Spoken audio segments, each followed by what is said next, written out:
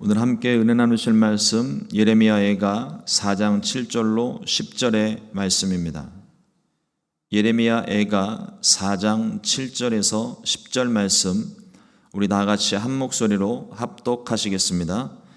전에는 존귀한 자들의 몸이 눈보다 깨끗하고 젖보다 희며 산호들보다 붉어 그들의 윤택함이 갈아서 빛낸 청옥 같더니 이제는 그들의 얼굴이 숯보다 검고 그들의 가죽이 뼈들에 붙어 막대기같이 말랐으니 어느 거리에서든지 알아볼 사람이 없도다.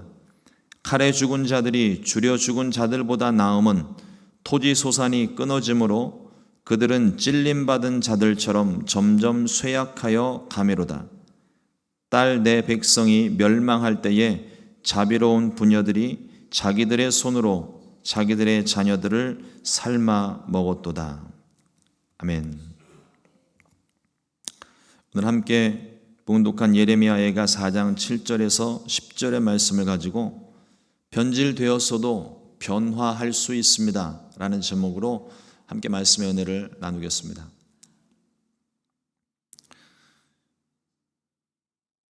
말씀을 묵상을 할 때 심판의 상황 가운데 있는 말씀들을 묵상하기가 참 힘이 듭니다.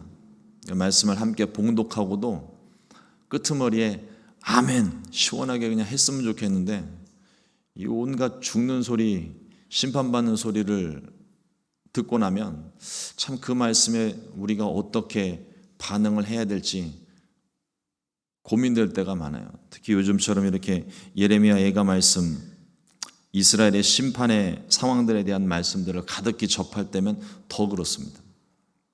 그러나 오늘 말씀을 통해서 하나님께서 분명히 우리에게 주시는 생명의 말씀이 있는 줄 믿습니다. 듣기 좋고 내 마음에 쏙 들고 내가 원하고 바라는 말씀들만 골라서 듣지 마시고 하나님의 말씀, 창세기부터 요한계시록까지 있는 모든 말씀이 우리에게 주신 말씀이에요. 그 말씀 속에서 참 받아내기 힘들고 또 사도들의 복음의 소리를 듣고 그들의 마음이 찔리는 것처럼 우리의 마음이 찔릴 때 그때 하나님의 은혜가 있습니다. 그 하나님의 은혜를 받아 누리는 저와 여러분들 되기를 주님의 이름으로 축복합니다. 오늘 말씀에도 보면 이스라엘의 심판의 상황이 자세하게 표현이 됩니다. 그들이 우상 숭배함으로 하나님의 심판을 받고 바벨론에 의해서 예루살렘이 포위되고 있는 그 상황 속에 이 예레미야 선지자가 탄식함으로 그 상황들을 보면서 어떻게 하나님의 구원이 임할까, 어떻게 하나님께서 우리를 도우실까 고민하는 그런 흔적들이 보입니다. 그러면서 동시에 이스라엘 백성들이 그 거룩하고 참 말씀의 표현처럼 청옥같이 아름다웠던 눈에 넣어도 아프지 않을 만큼 사랑스러웠던 이스라엘 백성들이 어떻게 이 지경까지 되었을까 하는 의문을 오늘 예레미야 선지자가 말씀 속에 우리 가운데 보여주고 있습니다. 하나님의 선택받은 이스라엘 백성들이 왜 이처럼 비참한 상황이 되었을까요? 물론 표면적으로는 그들이 가지고 있는 죄 때문에 하나님의 심판을 받았기 때문입니다. 그런데 가만히 생각을 해보면 그들이 죄를 한 번 지은 게 아니에요. 매번 죄를 지었고 하나님의 심판을 받고 징계의 말씀을 듣고 여러 가지 많은 상황들, 비슷한 상황들이 많이 있었습니다. 그런데 지금 예레미야 선지자가 얘기하고 있는 이 상황 자체는 심판 직전의 상황입니다. 그러니까 멸망 직전의 상황인 거예요. 어떻게 이 지경까지 되었을까? 말씀을 보면 하나님의 영광이 이스라엘에게서 떠났기 때문입니다. 그들이 죄짓고 어려움을 당하고 문제를 만나고 심판의 상황들을 겪고 있을 때에도 하나님이 그들과 함께 계실 때에는 잠시 어려움을 당하지만 다시 그들이 회복되는 모습이 성경에 가득히 기록이 되고 있습니다. 그런데 오늘의 상황은 좀 내용이 달라요. 그 내용을 보니까 에스겔 선지자의 환상 가운데 이런 기록이 있습니다. 에스겔 11장 22절로 23절의 말씀인데요. 그때의 그룹들이 날개를 드는데 바퀴도 그 곁에 있고 이스라엘 하나님의 영광도 그 위에 덮였더니 야훼의 영광이 성읍 가운데서부터 올라가 성읍 동쪽 산에 머무르고. 여러분, 이 말씀이 무엇이냐면 하나님의 영광이 이스라엘을 떠나는 환상입니다. 그러니까 우리가 성막의 구조를 보게 되면 우리 성도님들이 보실 때 동편에 지성소와 언약궤가 있습니다. 그리고 이 성막의 입구가 서쪽 편에 있어요.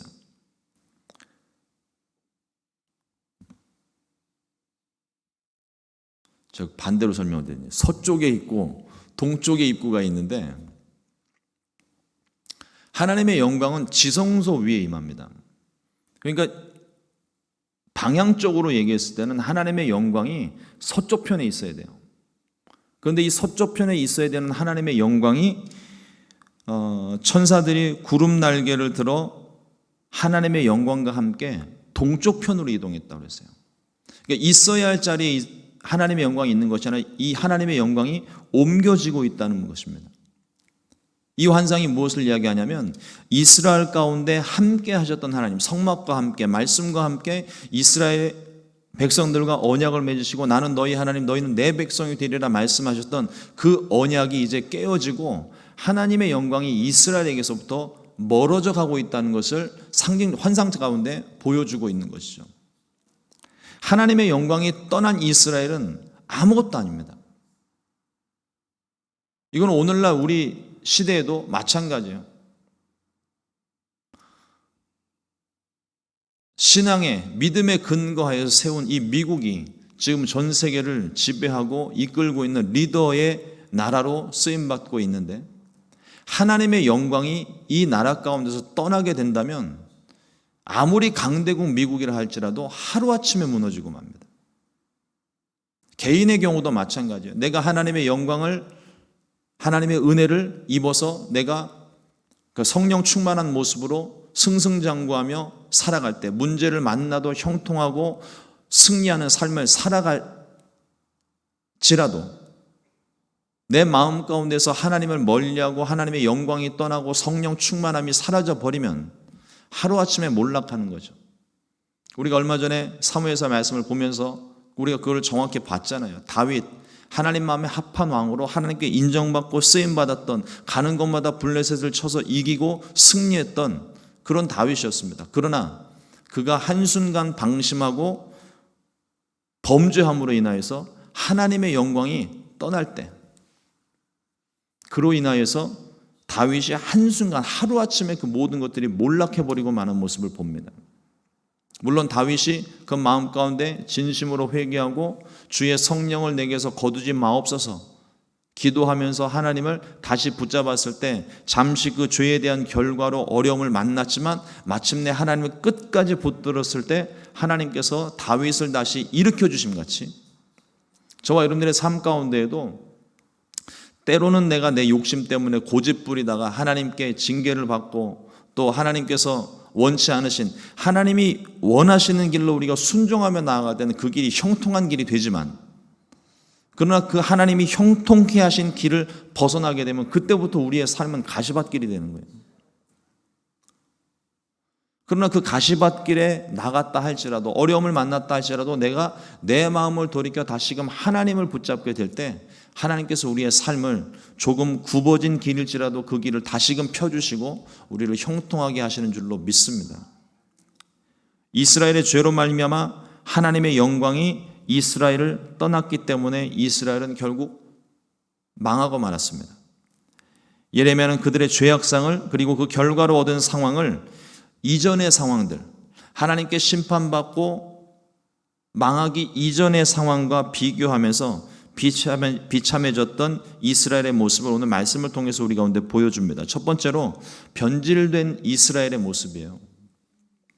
예레미야가 4장 1절 말씀에 보면 슬프다 어찌 그리 금이 빛을 잃고 순금이 변질하였으며 성소의 돌들이 거리 어기마다 쏟아졌는고. 상황 자체를 묘사를 하는데 이것이 학자들에 따라서 조금 내용들이 다르긴 하지만 전쟁의 상황, 그 폐허가 된 상황 가운데의 모습을 보여주고 있습니다. 이스라엘 성전은, 예루살렘 성전은 황금성입니다.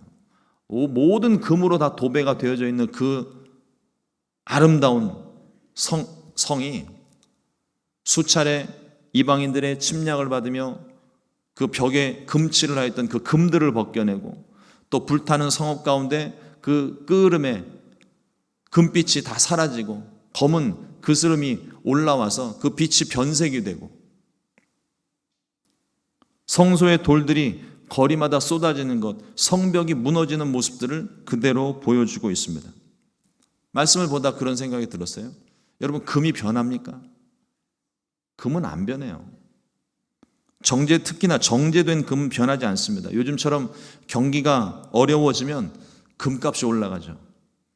호기심에 언론 조사를 해봤더니 지금 금값이 원화로 34만 2천 원, 한돈 가격입니다.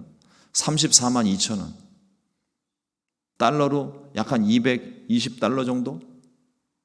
굉장한 금액이에요. 금을 왜 팔았는지 모르겠어요.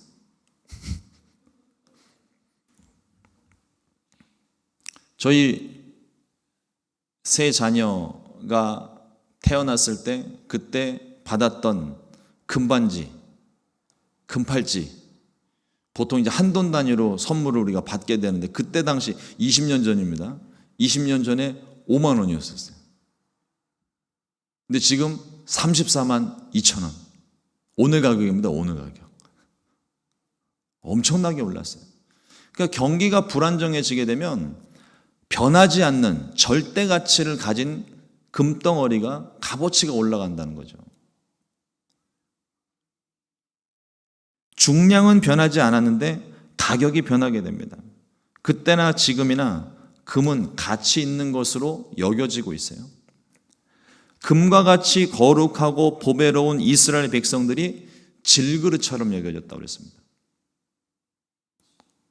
애지중지 금지옥엽 기르던 자식들이 광야의 타조처럼 버려지는 상황들을 말합니다. 왜 굳이 타조에다 비유를 했을까 보니까, 타조가 알을 낳을 때 그냥 땅바닥에 낳는데요. 그리고 돌아다닌다는 거죠.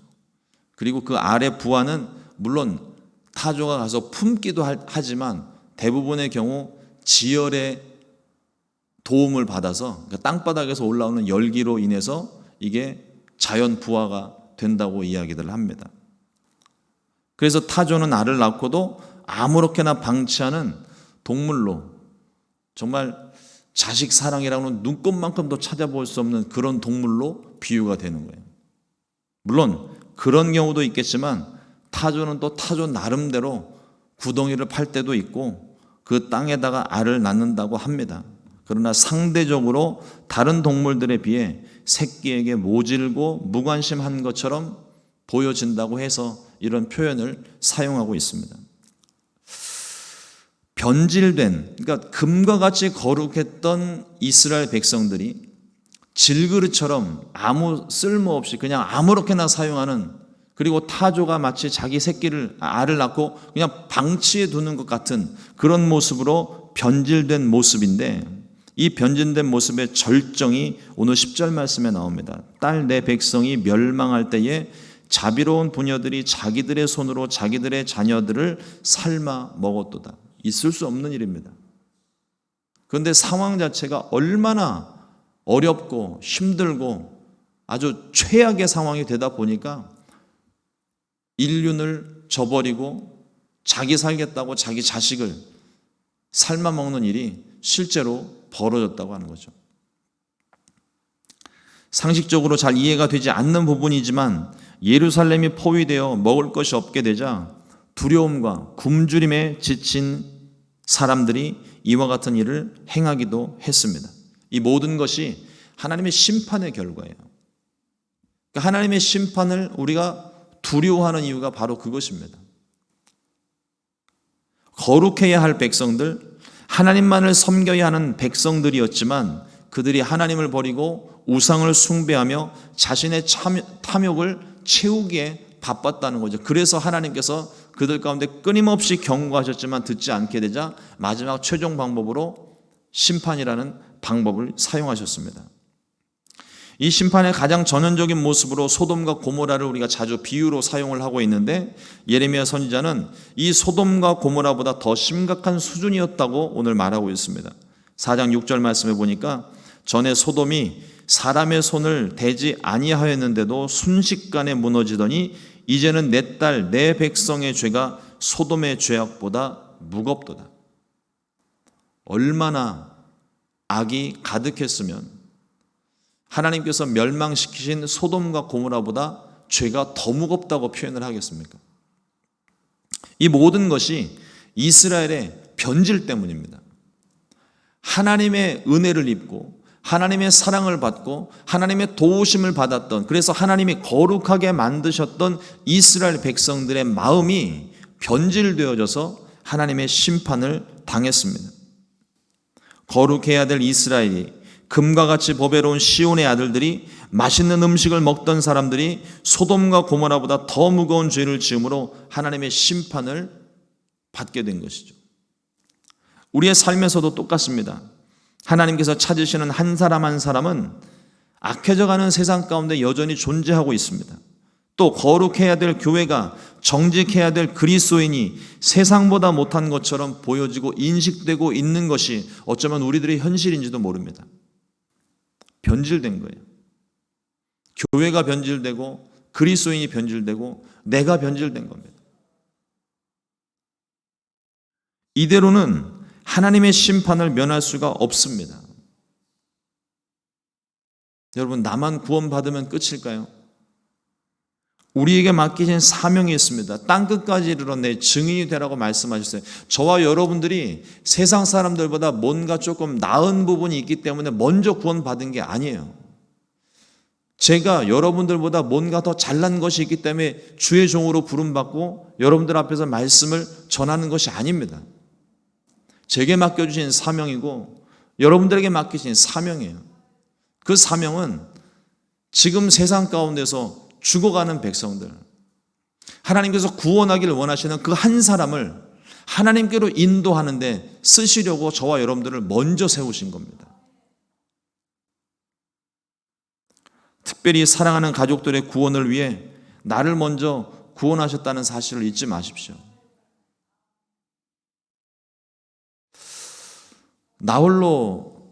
집안에서 나홀로 예수님을 믿는 1세대 그리스도인들에게 환난과 핍박이 많습니다.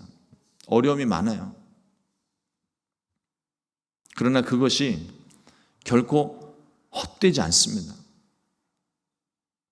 하나님께서 그것을 감당할 만하니까 감당할 만한 시험을 우리 가운데 주시고 어려운 일을 만날 때마다 우리에게 또한 피할 길을 내어주신다고 그랬어요.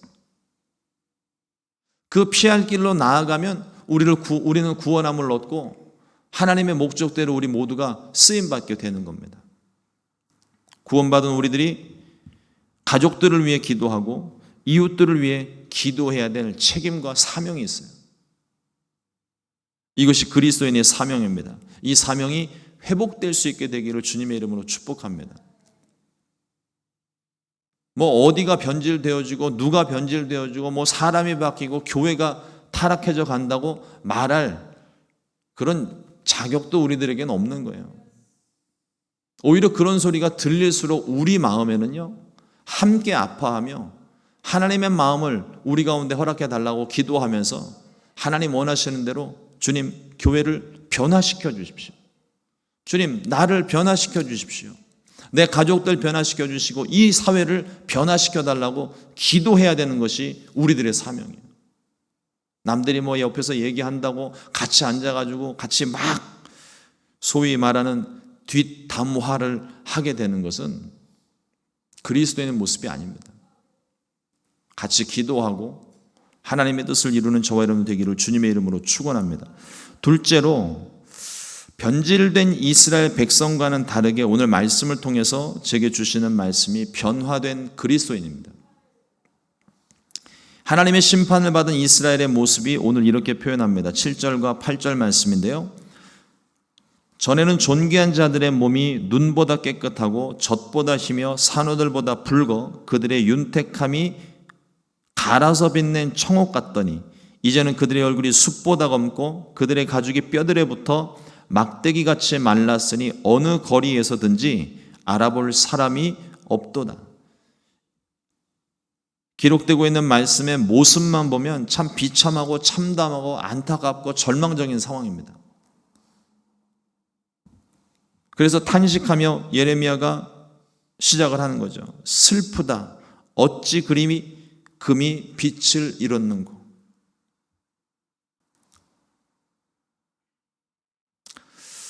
상황 자체만 보면은 참 절망적이고 받아들이기 힘든 상황입니다. 그러나 그리스도인들에게는 다시 희망이 있습니다.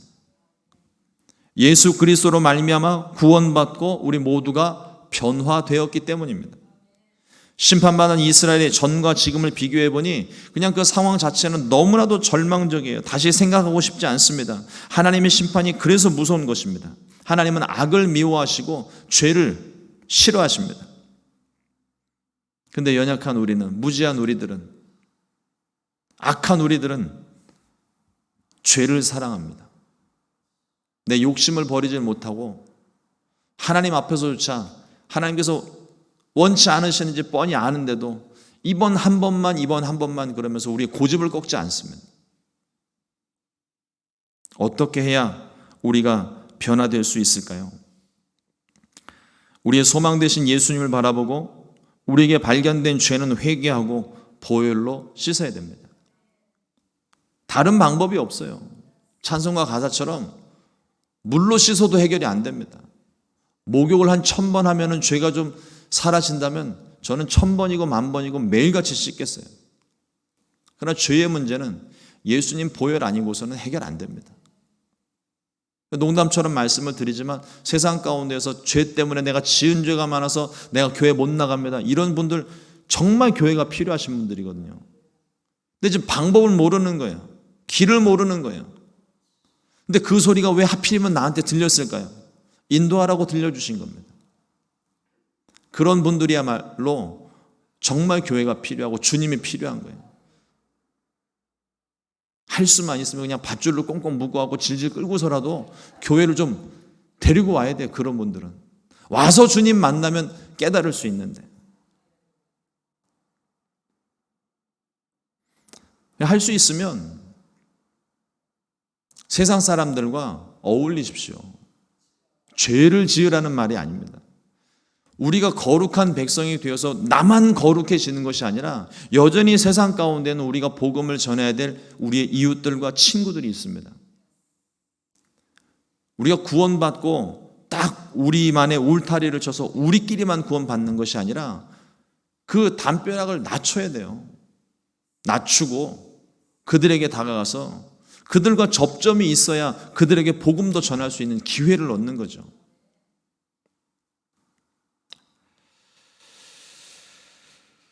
날마다 성령으로 충만하게 되시기를 주의 이름으로 축원합니다. 우리에게 소망이 되는 말씀 하나가 있습니다. 베드로전서 2장 10절 말씀에 너희가 전에는 백성이 아니더니 이제는 하나님의 백성이요 전에는 긍휼을 얻지 못하였더니 이제는 긍휼을 얻은 자니라. 내가 받은 결과만 생각하지 마시고요. 내가 이 은혜를 받기 이전의 모습이 세상 사람들의 모습, 절망에 빠진 사람들의 모습, 죄로 가득한 세상의 모습과 하나도 다르지 않았다는 걸 우리가 기억을 해야 돼요.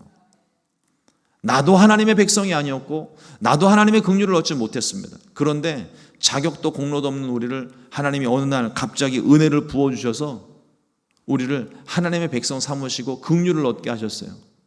내가 그랬다면 세상 사람들도 내 가족들도 마찬가지입니다. 그들에게 은혜가 필요한 거예요. 그 은혜를 흘려보낼 수 있는 통로가 저와 여러분들입니다. 그런데 우리가 성령으로 충만하지 못하다면 거룩하지 못하다면 그 은혜가 흘러가는 통로가 막히는 거예요. 오래된 파이프 안쪽에 보면 온갖 찌꺼기와 녹슨 것들과 안 좋은 것들이 거기에 끼어 있으니까 물이 바로 시원하게 내려가지를 못하잖아요. 뚫어야죠. 청소해야죠. 그게 회개입니다. 저와 여러분들이 회개하고 내가 가지고 있는 모든 죄와 허물을 씻어내고 보혈로 씻어내고 성령으로 충만해져서 우리의 은혜의 통로가 거룩하게 바뀌게 될 때 그때 하나님의 역사가 저와 여러분들을 통해서 나타나게 되는 것입니다. 정말 예수님과 아무 상관이 없고 관계도 없는 우리들이었는데 하나님의 백성이 아니었는데 자격도 공로도 없는 저와 여러분들을 위해서 예수님께서 십자가에 달려 피 흘려 주심으로 우리의 모든 죄를 용서해 주셨습니다. 갚을 수 없었던 우리의 모든 죄값을 예수님이 대신해서 지불하신 거예요. 그러므로 이제는 우리가 죄의 종이 아니라 생명의 성령의 법으로 자유함을 얻었습니다. 그러나 이 자유함도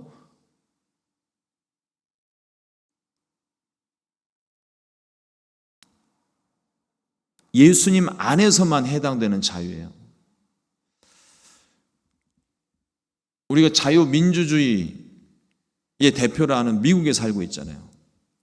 그런데 이 미국에 살고 있는 저와 여러분들이라 할지라도 법이라는 테두리 안에서 자유가 보장되는 겁니다. 이 법이라는 테두리를 벗어나게 되면 그때부터는 범죄가 되는 것이고 그게 방종이 되는 거예요. 저와 여러분들은 생명의 성령의 법 안에서 자유함을 얻었습니다. 주의 말씀 안에서 자유함을 얻은 거예요. 예수 그리스도 안에서 자유함을 얻은 것입니다. 예수님 안에 있을 때 하나님의 백성이 되는 것이고 예수님 안에 있을 때 하나님의 긍휼을 얻게 됩니다. 그러므로 우리가 세상에서 죄와 탐욕으로 물들어 우리의 모습이 변질되었다 할지라도, 죄로 인해 심판받고 죽어 마땅할지라도, 죄로 인해 고난과 어려움을 만났을지라도 예수님께 나와 기도하면 변질된 우리의 삶을 하나님께서 변화시켜 주시고 다시금 하나님의 백성, 하나님의 자녀가 되게 해 주십니다. 그러므로 절대로 포기하지 마십시오. 하던 일을 실패하는 것이 그게 실패가 아닙니다. 실패하고 넘어졌을 때 다시 일어나지 못하는 게 그게 진짜 실패인 거예요. 우리의 연약함을 하나님도 아시고 우리가 너무 잘 알잖아요. 또 넘어지고 또 쓰러지고 또 방황하고 또 주님과 멀어지는 그런 우리들의 모습이 있습니다. 그러나 나는 어쩔 수 없는 존재야. 여러분, 사탄의 이 거짓말에 속지 마십시오. 다시 돌아설 수 있으면 돌아서야 되는 거예요. 다시 돌아서면 미쁘시고 의로우신 주님께서 우리의 모든 죄를 용서하시고 다시 하나님의 자녀로 삼아주시고 은혜를 베풀어 주십니다. 주님께서 그래서 말씀하시는 거예요. 내가 너와 함께하리라. 세상 가운데서 막 방황할 때 그때 주님을 부르면 주의 이름을 부르는 자는 구원을 얻으리라. 하나님이 우리와 함께 하시니까 이스라엘 백성들이 멸망한 것이 하나님이 그들과 함께하지 않았기 때문이라는 거예요. 그런데 하나님이 그들과 함께하고 계실 때에는 그들이 절망 가운데 심판받고 거의 죽어가는 상황 가운데서도 하나님이 기적과도 같이 그들을 일으켜 주시잖아요. 똑같습니다. 저와 여러분들의 삶 가운데도 어려움 만났을지라도, 죽을 만큼 힘들고 어려운 순간들을 만났을지라도 하나님이 나와 함께 계신다면 더 이상 내가 겪고 있는 그 상황과 문제들은 문제가 되지 않는 거예요. 내가 너와 함께하리라. 그러므로 두려워하지 말라, 놀라지 말라, 내가 너와 함께하니라 말씀하시잖아요. 베드로전서 2장 9절 말씀입니다. 그러나 너희는 택하신 족속이요 왕같은 제사장들이요 거룩한 나라요 그의 소유가 된 백성이니 이는 너희를 어두운 데서 불러내어 그의 기이한 빛에 들어가게 하시니에 아름다운 덕을 선포하게 하려 하심이라. 하나님의 백성 아니었던 우리들을 거룩한 백성, 택하신 족속, 왕같은 제사장, 그의 소유된 백성으로 삼으셨다고 그랬어요. 이게 복음입니다. 변화된 우리들의 모습입니다. 이러므로 변질되었던 우리의 삶을 다시금 변화시켜 새롭게 변화되는 하루를 맞이하시기를 주님의 이름으로 축원합니다. 주님이 우리와 함께 하십니다. 주님이 저와 여러분들 한 사람 한 사람을 사랑하십니다. 주의 은혜로 가득한 복된 하루가 되시기를 주의 이름으로 축원합니다. 기도하겠습니다. 하나님, 오늘도 변질된 우리들의 모습이지만 다시금 새롭게 하시는 주의 말씀을 보게 하시니 감사합니다. 이스라엘 백성들이 하나님을 잃어버리고 우상을 숭배함으로 하나님의 영광이 떠나고 그들이 심판받아 멸망한 모습이었지만, 그러나 하나님 다시금 예수 그리스도로 말미암아 이 땅을 회복시키시고 우리를 구원하시고 하나님의 백성 삼으시고 하나님의 긍휼을 얻게 하신 것 감사합니다. 우리가 이 은혜를 얻었기에 오늘도 우리가 주님 앞에 나와 기도하며 하나님을 예배합니다. 또 하나님께 부르짖어 기도합니다. 주님, 우리의 모든 기도 속에 주께서 함께 하시며 변질된 마음, 변해지고 있는 우리의 마음 다시금 새롭게 정결하게 하셔서 성령으로 거룩하게 해주시고 하나님의 백성, 거룩한 하나님의 자녀, 하나님의 은혜와 긍휼을 얻은 자들의 모습으로 새롭게 거듭날 수 있게 은혜 베풀어 주시옵소서. 매일매일 주의 은혜가 충만하기를 간절히 소망하고 예수님의 이름으로 기도드렸습니다. 아멘. 주님과